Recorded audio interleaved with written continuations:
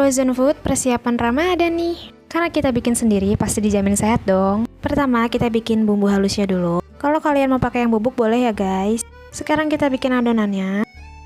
Kalau udah kita pecahin 8 butir telur kamu. Telurnya ini boleh lebih banyak atau lebih sedikit. Sesuaiin aja sama kebutuhan kalian ya guys. Kurang lebih ini aku dapat 8 plastik. Tergantung ukuran plastik kamu sama panjang sosisnya ya.